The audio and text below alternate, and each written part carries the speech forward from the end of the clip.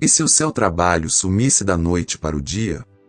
E se a inteligência artificial, o mercado, a economia e uma crise global mudassem tudo, e você percebesse que o seu coração estava mais preparado para perder a paz do que para encontrar Cristo? Hoje eu vou te mostrar o que Jesus realmente quis dizer quando descreveu os últimos dias com coisas comuns: comer, beber, casar, comprar, vender, plantar e construir. Eu sou o evangelista Lu Martins, e este é o Palavra Pura. E eu quero começar com uma pergunta que talvez ninguém te faça, mas que decide muita coisa. Você está tentando prever o futuro, ou está aprendendo a viver fielmente hoje? Porque existe um tipo de curiosidade espiritual que parece justa, mas na verdade é fuga. A pessoa diz: quais carreiras vão sobreviver? Quais profissões vão permanecer? O que vai acontecer com o mundo? Mas no fundo, o coração está dizendo: como eu posso garantir que nada me atinja? E aí a gente abre a Bíblia, e Jesus não nos entrega uma lista de profissões protegidas. Ele nos entrega um alerta de alma. Ele nos entrega um chamado à prontidão. E isso é mais forte do que qualquer planilha de tendências. Talvez você tenha chegado aqui com medo, com ansiedade, com aquela sensação de que o chão está mexendo. Fica comigo até o final, porque a palavra de Deus não vai te dar uma fantasia para fugir, mas vai te dar um chão para ficar de pé. Agora, abre a Bíblia comigo em Lucas capítulo 17. Eu quero te levar para o texto, porque aqui a gente não constrói fé em cima de achismo, nem em cima de pânico, nem em cima de especulação. A gente constrói fé em cima do que está escrito. Lucas capítulo 17 registra o momento em que Jesus está ensinando sobre a vinda do Filho do Homem. E presta atenção, Jesus está cercado por gente religiosa, por discípulos, por curiosos, por gente que quer detalhes, por gente que quer sinais. E Jesus, com amor e firmeza, corrige o foco.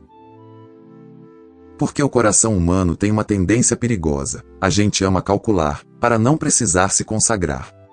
A gente ama discutir o fim, para não precisar obedecer no meio. E aí Jesus diz, em Lucas capítulo 17, versículos 26 até 30, palavras que atravessam séculos e chegam no nosso Brasil de hoje, com inteligência artificial, com boletos, com desemprego, com promessas de enriquecimento rápido e com ansiedade generalizada. Jesus diz que, assim como aconteceu nos dias de Noé, assim será também nos dias do Filho do Homem. E o que ele descreve?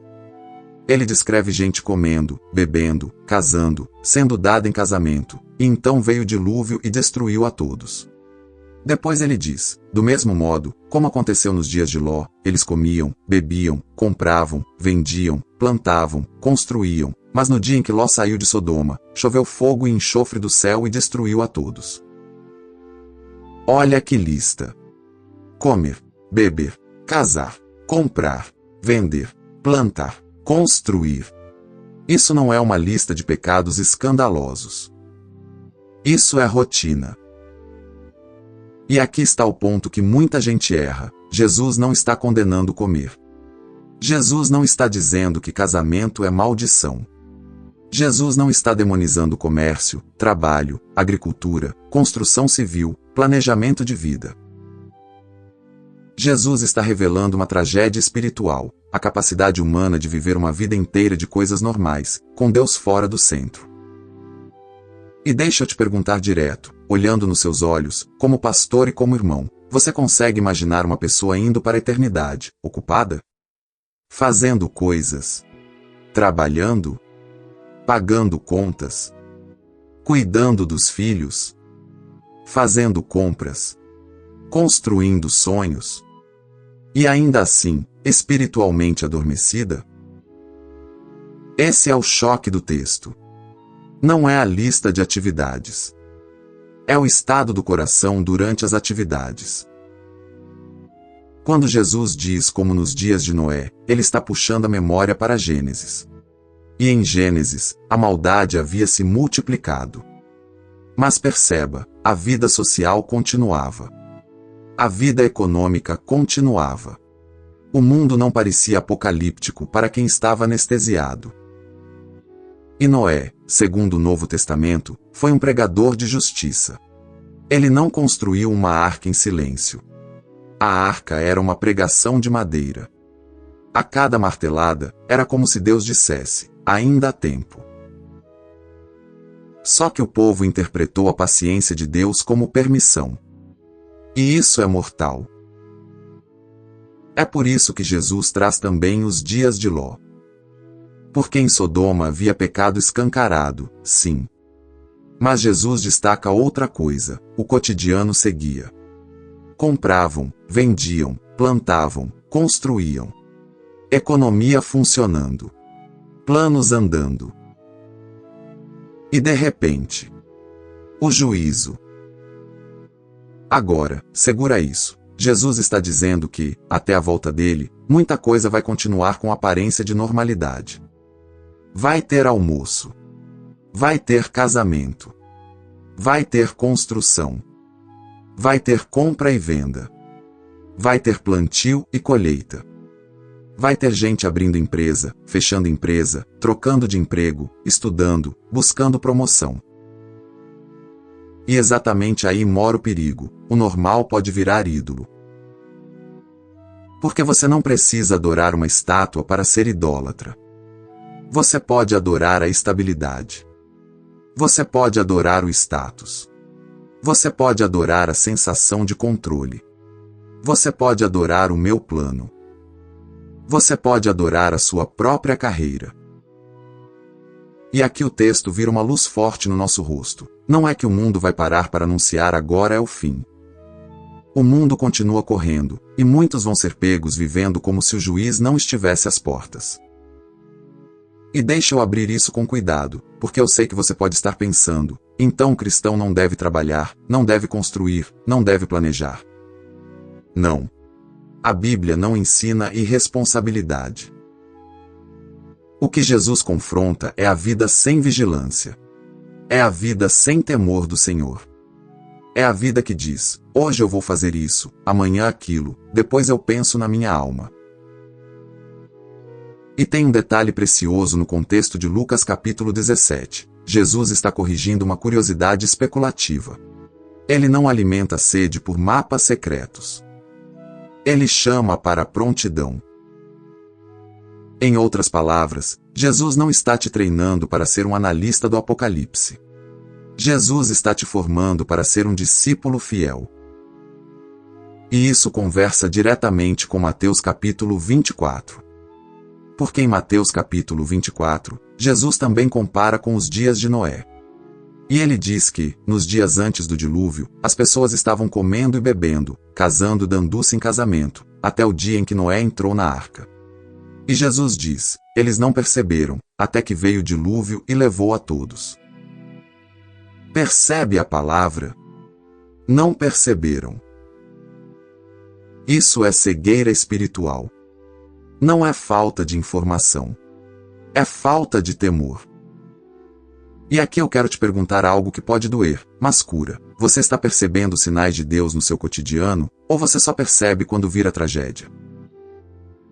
Porque tem gente que só ora quando o chão treme. Só busca quando perde. Só se lembra da eternidade quando a morte passa perto. Jesus, em amor, está dizendo: não viva assim. Não espere a água subir. Não espere o fogo cair. Agora vamos conectar isso com a pergunta do nosso título: quais trabalhos permanecem?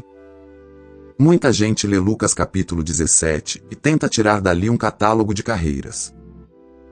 Vai continuar tendo agricultura, construção, comércio, então essas áreas vão sobreviver no fim. E aí o texto vira uma ferramenta de investimento. Mas Jesus não estava te dando uma dica de mercado. Ele estava te dando um diagnóstico do coração humano. Ele está dizendo: o mundo pode estar funcionando, e ainda assim estar perdido. Então o que permanece? Presta atenção, não é a profissão. O que permanece é a fé verdadeira. O que permanece é a comunhão com Cristo. O que permanece é a obediência que nasce da graça. A profissão é importante, sim. Mas ela é ferramenta. Ela não é salvador. E agora eu vou fazer um movimento que protege você de dois extremos que estão destruindo muita gente hoje.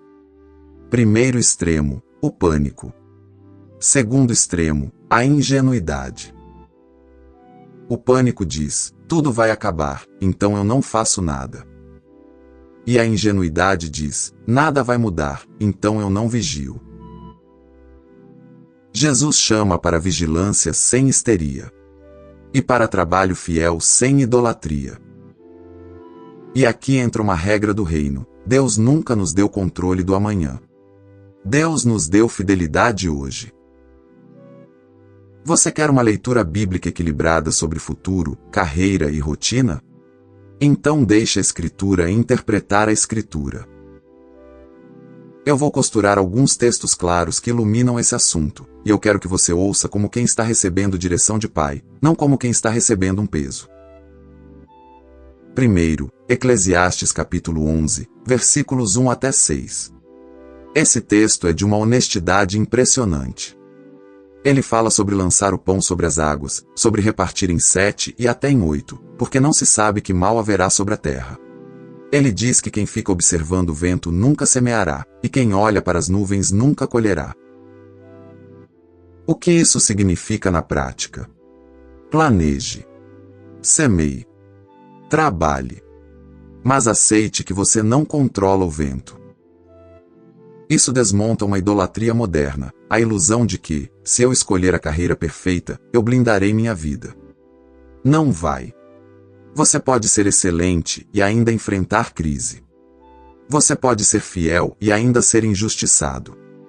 Você pode ser competente e ainda assim ter portas fechadas por um tempo. Mas você nunca estará fora da providência do seu Deus. Agora, Provérbios capítulo 22, versículo 29, diz que você já viu o homem diligente na sua obra? Ele será posto perante reis. Ele não ficará entre homens de posição inferior. Isso é Bíblia valorizando excelência. Não é idolatria do trabalho, é dignidade no trabalho. E deixa eu falar com você que está cansado: Deus não te chama para mediocridade. Mas Deus também não te chama para ansiedade. Excelência não é desespero. Excelência é adoração prática. E quando a gente vai para Colossenses capítulo 3, versículos 22 até 24, Paulo diz que devemos trabalhar de coração, como para o Senhor e não para homens. E ele diz: do Senhor recebereis a recompensa da herança. Aqui está uma chave poderosa para os nossos dias de mudanças aceleradas. O emprego muda, mas o Senhor não muda. Seu cargo pode trocar. A empresa pode fechar. A tecnologia pode virar a mesa.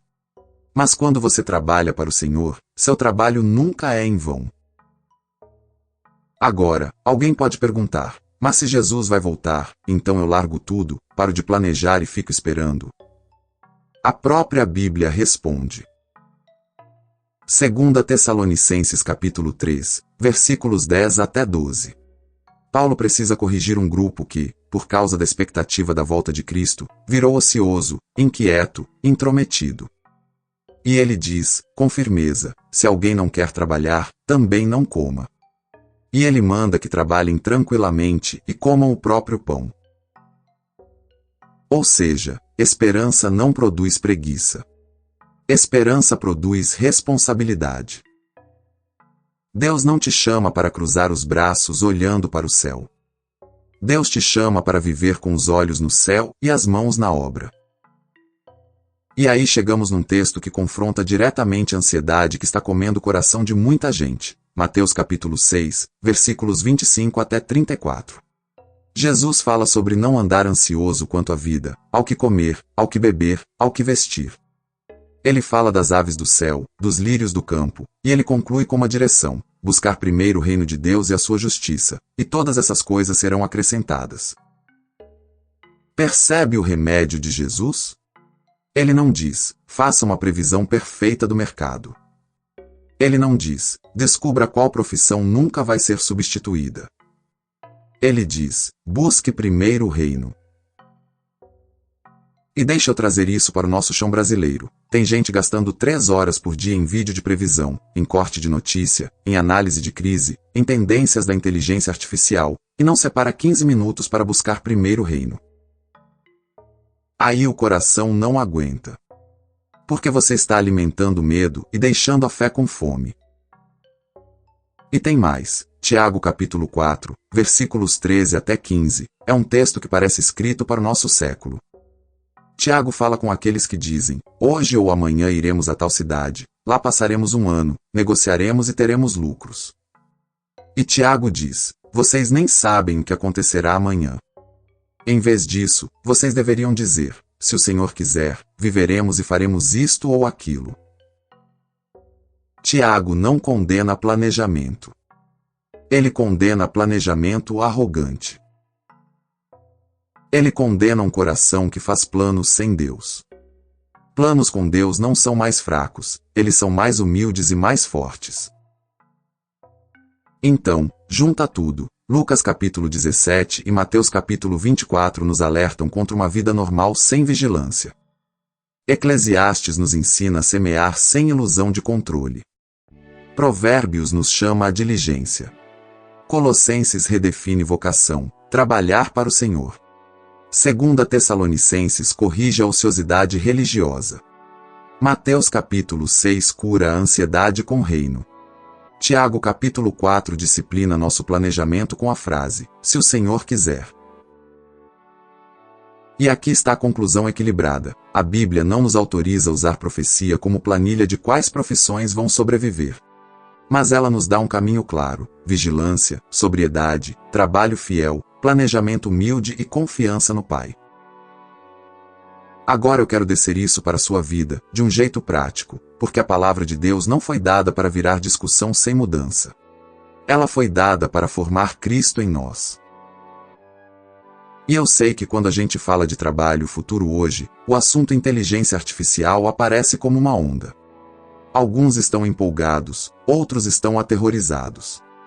E muitos estão confusos. Então eu vou te dar 5 ajustes, simples e profundos, para você viver os últimos dias sem pânico e sem ingenuidade. Não como escravo do medo, mas como filho de Deus. Primeiro ajuste: o alvo não é sobreviver no mercado, o alvo é permanecer em Cristo. Eu vou te dar um diagnóstico que você pode fazer hoje, em silêncio, aí onde você está. Pergunta: se eu perdesse meu emprego hoje, eu perderia minha identidade?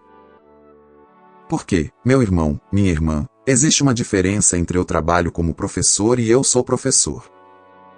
Existe uma diferença entre eu trabalho como motorista e eu sou motorista. Existe uma diferença entre eu trabalho como autônomo e eu sou o meu CNPJ. Quando o trabalho vira identidade, ele vira ídolo. E ídolo é cruel, ele exige tudo e não entrega paz. Então qual é a prática de hoje?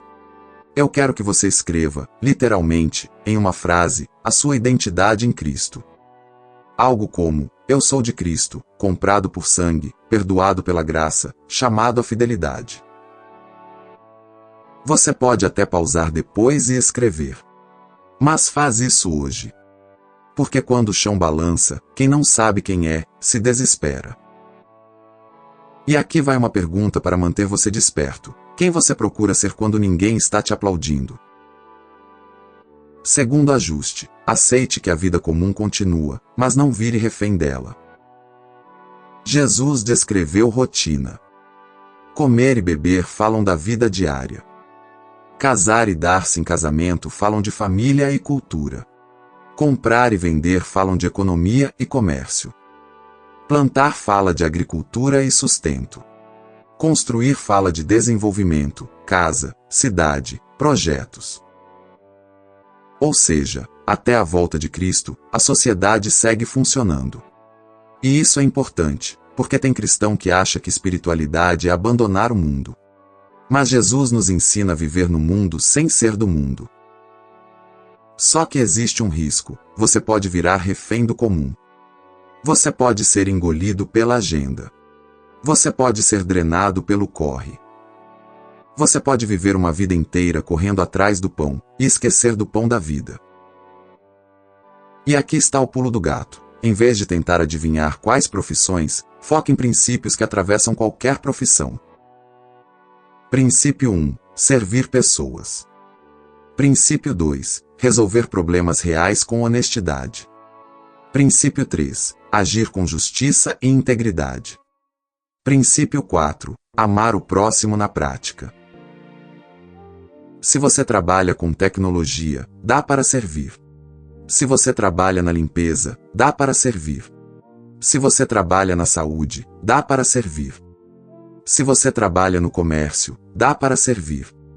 Se você está desempregado agora, dá para servir. Sim, dá para servir mesmo no deserto.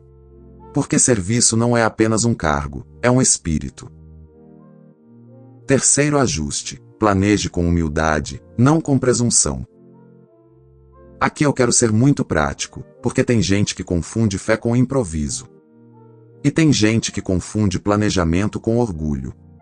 Os dois estão errados. Tiago capítulo 4 nos ensina a planejar dizendo, se o Senhor quiser. Isso não é uma frase mágica para colocar no final de um projeto. Isso é uma postura do coração. Então sim, faça plano A e plano B. Atualize currículo. Aprenda uma habilidade. Organize finanças. Conversem em família. Busque conselho. Seja diligente. Mas ore assim: Senhor, abre e fecha portas. Eu não sou o dono do amanhã. Eu sou teu filho hoje. E aqui vai uma ferramenta simples para você usar toda semana. Uma revisão semanal de decisões com 3 perguntas. Isso é sábio? Isso é santo? Isso é servil? Sábio: faz sentido com a realidade, com responsabilidade? Santo: honra a Deus, não fere minha consciência, não me leva para pecado? Servil: serve pessoas, edifica alguém, ou só infla meu ego? Se você fizer isso, você vai planejar sem se quebrar. Porque presunção quebra. Humildade sustenta. E deixa eu te provocar com carinho. Quando foi a última vez que você colocou um plano diante de Deus e disse pode mudar tudo? Quarto ajuste: escolha fidelidade em áreas que a inteligência artificial não substitui facilmente, mas sem idolatrar isso. Eu vou falar com equilíbrio aqui. Sim, tecnologias mudam profissões. Sim, ferramentas automatizam tarefas. Sim, algumas áreas serão transformadas, e muitas pessoas vão precisar se adaptar. Mas perceba, o cristão não é guiado por pânico, ele é guiado por mordomia. Mordomia é usar bem o que Deus te deu: tempo, mente, dons, oportunidades. E a Bíblia valoriza profundamente o cuidado, o serviço e a edificação. Existem áreas em que a presença humana, a compaixão, a coragem moral e o amor ao próximo têm um valor que uma máquina não entrega. Misericórdia. Ensino com vida.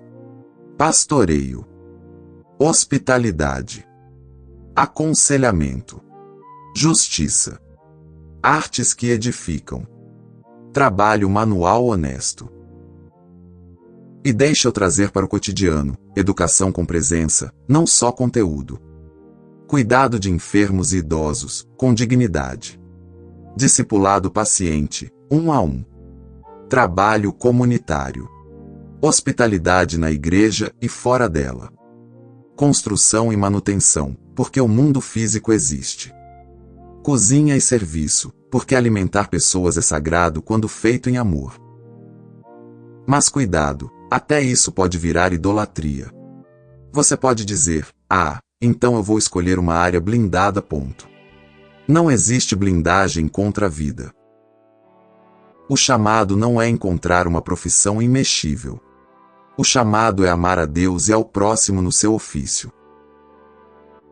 E se Deus te mover de área, Ele vai com você. Se Deus te manter, Ele te sustenta. Então a pergunta não é só o que dá dinheiro, nem o que a máquina não faz. A pergunta é: Onde eu posso ser fiel, útil, íntegro e crescer em sabedoria? E aqui vai outra pergunta que separa maturidade de medo. Você quer um trabalho que te dê segurança, ou você quer um Deus que te dê paz? Quinto ajuste: combata a ansiedade com adoração e obediência diária. Mateus capítulo 6 não é poesia bonita para colocar no quadro. É um convite para trocar o alimento da ansiedade pelo alimento do reino. Então aqui vai uma prática simples para hoje, bem prática. Desligue a rolagem de notícias por 15 minutos. 15 minutos. E troque por leitura de Mateus capítulo 6, oração e uma ação de fidelidade. Uma ação de fidelidade pode ser atualizar currículo. Pode ser mandar uma mensagem honesta para alguém pedindo orientação. Pode ser iniciar um curso. Pode ser organizar uma planilha de gastos. Pode ser pedir perdão a alguém, porque às vezes a ansiedade nos torna grossos. Pode ser servir em casa, sem reclamar.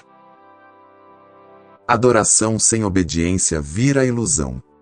Obediência sem adoração vira peso. Mas quando você adora e obedece, você vive como filho. Agora, eu preciso voltar ao centro do texto, porque alguém pode estar pensando, tudo isso é bonito, mas o que Lucas capítulo 17 tem a ver com a minha segunda-feira? Tem tudo. Porque Lucas capítulo 17 está dizendo, o perigo não é você trabalhar. O perigo é você viver tão ocupado que perde o senso de Deus. Sabe aquela frase comum, eu estou na correria? O que Jesus está dizendo é, cuidado para a correria não virar cegueira. Porque nos dias de Noé e nos dias de Ló havia um tipo de normalidade sem arrependimento. E isso é uma forma de rebelião polida. E deixa eu falar com carinho para o cristão brasileiro, nós somos campeões de adiar coisas importantes. A gente adia médico. A gente adia conversa séria. A gente adia pedir perdão. A gente adia organizar finanças. E a gente adia buscar a Deus com profundidade. E aí a vida vai sendo construída. Sem altar. Sem oração no lar. Sem Bíblia aberta. Sem comunhão verdadeira. Sem temor do Senhor. Meu irmão, minha irmã, deixa eu te dizer com lágrimas na voz, não desperdice sua vida construindo coisas que o fogo do último dia vai provar. E eu não estou dizendo para você abandonar projetos. Eu estou dizendo para você consagrar projetos. Consagrar é dizer, Senhor, isso é teu. Minha casa é tua. Meu trabalho é teu. Minha mente é tua. Minha agenda é tua. Meus dons são teus. E aqui entra o ponto central. Jesus se apresenta como o Filho do Homem que virá. Isso significa que a história tem dono. Isso significa que o mundo não está solto. Isso significa que haverá prestação de contas. E essa verdade faz duas coisas ao mesmo tempo. Ela assusta o soberbo e consola o humilde. Assusta quem vive como se Deus não existisse. Consola quem sofre, quem é fiel no oculto, quem chora, quem luta com integridade. Então, quando perguntam, quais trabalhos permanecem? A resposta bíblica mais profunda é, permanece aquilo que é feito no Senhor. E eu preciso ampliar isso com o Novo Testamento. Paulo diz que o que é feito para a glória de Deus tem valor eterno. E a Escritura nos mostra que obras serão provadas. O que é palha queima. O que é ouro permanece. E ouro aqui não é status. Ouro é fidelidade. Ouro é amor. Ouro é justiça. Ouro é misericórdia. Ouro é verdade. Ouro é trabalho honesto feito diante de Deus. Então você quer um critério para escolher caminhos e decisões no mundo mudando? Pergunte, isso me ajuda a amar mais a Deus e ao próximo? E talvez você diga, mas eu estou com medo, Lu. Eu vejo o mundo, vejo a economia, vejo as notícias, e parece que ninguém está no controle. Você está certo, nós não estamos. Mas Deus está. E agora eu quero tocar num ponto sensível. Às vezes, a busca por qual profissão sobreviverá é uma tentativa de salvar a própria vida. É como se a pessoa dissesse: se eu acertar a profissão, eu me salvo. Mas Jesus disse que quem quiser salvar a sua vida, a perderá. E quem perder a vida por amor dele, a achará. Isso não significa jogar a vida fora. Significa entregar o controle. E aqui tem uma beleza do Evangelho. Jesus não veio apenas te dar um ensino sobre o fim. Jesus veio te dar salvação do começo ao fim. A nossa segurança não é uma profissão. A nossa segurança é um Salvador. Na cruz, Cristo carregou culpa e ansiedade. Culpa por nossa idolatria, quando colocamos segurança acima de Deus. Ansiedade por nosso orgulho, quando achamos que o mundo depende de nós. E na ressurreição, Cristo garantiu um futuro real para o seu povo. Não um futuro frágil como o mercado. Um futuro eterno como o reino. Então, se você está em Cristo, você pode olhar para o amanhã com sobriedade e paz. Você pode fazer planos sem desespero. Você pode trabalhar sem se vender. Você pode aprender sem se humilhar. Você pode recomeçar sem se condenar. E deixa eu falar também com quem está desempregado ou subempregado. Talvez você esteja ouvindo tudo isso e pensando: falar de planejamento é fácil para quem está empregado. Eu entendo a dor. E eu não vou romantizar. Mas eu preciso te dizer uma verdade do reino: desemprego não te desqualifica diante de Deus. Falta de oportunidade não é falta de valor. Deus vê o oculto. Deus vê seu esforço. Deus vê suas lágrimas. Deus vê sua fidelidade em casa, sua honestidade, sua perseverança. E muitas vezes, o Senhor usa temporadas de aperto para arrancar ídolos e plantar raízes. Dói, mas cura. Agora, eu quero que você volte comigo para a imagem de Lucas capítulo 17. O que Deus está mostrando é uma geração que continuou tocando a vida, sem perceber que estava diante da última oportunidade de arrependimento. E aqui vem um alerta pastoral: não deixe a tecnologia, a pressa e a distração roubarem de você aquilo que é mais precioso. Seu tempo com Deus. Sua comunhão com a igreja. Sua mesa com a família. Sua integridade no trabalho. Sua sensibilidade para o Espírito Santo. Porque você pode ganhar dinheiro e perder a alma. Você pode ganhar um cargo e perder a fé. Você pode construir uma casa e destruir um casamento. Você pode construir um nome e perder o nome acima de todo nome. E eu sei que isso é forte. Mas é amor. Porque Jesus não está gritando o fim para te assustar. Jesus está falando vigie para te salvar. Agora, qual é o equilíbrio prático, no dia a dia? É viver como quem espera Jesus, sem abandonar responsabilidades. Isso significa que você vai trabalhar. Você vai estudar. Você vai construir. Você vai plantar. Você vai comprar e vender. Você vai cuidar da casa. Você vai criar filhos.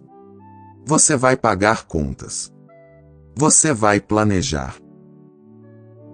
Mas você vai fazer tudo isso com uma diferença: Deus não estará do lado de fora. Ele estará no centro. E como é que isso aparece? Aparece quando você ora antes de responder um e-mail difícil. Aparece quando você recusa uma fraude, mesmo que te custe. Aparece quando você trata bem o cliente e o colega. Aparece quando você não mente no currículo.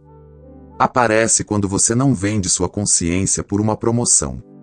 Aparece quando você devolve o troco errado. Aparece quando você trabalha como para o Senhor. Isso é vigilância.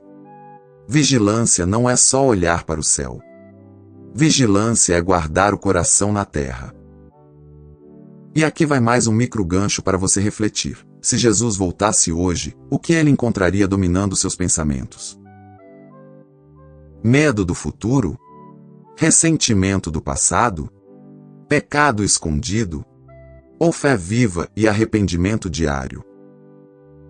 Eu sei que falar de arrependimento em pleno 2025 parece antigo. Mas arrependimento é a porta da vida. Arrependimento não é só sentir culpa. Arrependimento é mudar de direção. É dizer, Senhor, eu estava construindo sem ti. Eu estava correndo sem ti. Eu estava planejando sem ti. Eu estava vivendo como se tu não voltasses. E aí você volta. Simples assim. Você volta para o Pai. E se você me disser, mas eu não sinto força. Bem-vindo à fé verdadeira. A força não nasce de você, nasce do Espírito Santo em você.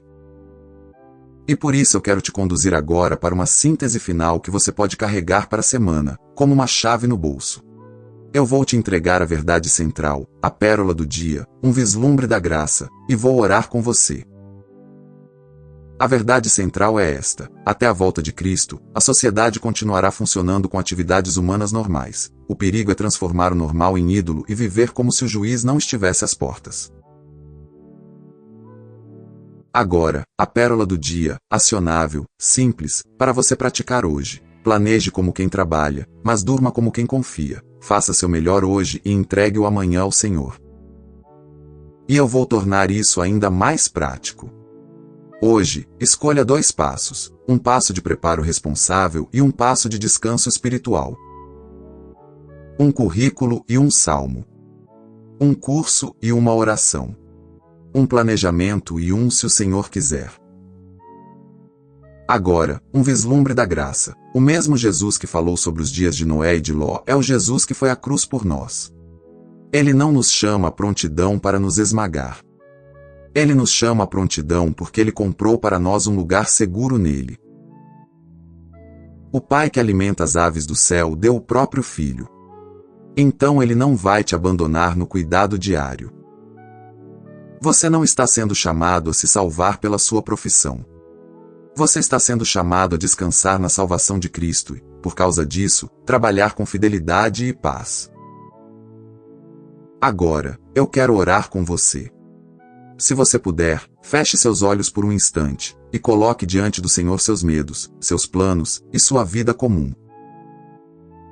Senhor nosso Deus e nosso Pai, nós te agradecemos pela tua palavra, que corta a nossa ilusão e cura a nossa alma. Perdoa-nos quando transformamos o normal em ídolo, quando vivemos sem vigilância, quando planejamos sem te consultar, quando trabalhamos como se a nossa segurança estivesse no nosso próprio braço. Dá-nos sabedoria para aprender, coragem para trabalhar, humildade para planejar e paz para confiar. Ensina-nos a buscar primeiro o teu reino. Guarda nossa casa, nossa mente e nosso coração.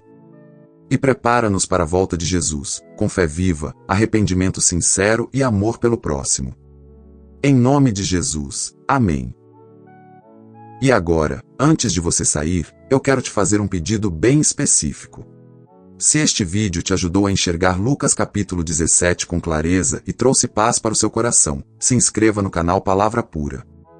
Não por número, mas porque aqui você recebe ensino bíblico fiel, que te prepara para viver a semana com a mente na palavra e os pés no chão. Segundo, escreve nos comentários uma frase simples, para eu saber como orar por você. Qual é a área da sua vida em que você mais sente ansiedade sobre o futuro hoje? Trabalho, finanças, família, saúde ou decisões? E por fim, não encerra a sua sessão agora. Tem mais um vídeo aqui na tela que vai aprofundar sua fé e te ajudar a manter a mente firme em Cristo quando o mundo parece instável. Clica nele e continua comigo.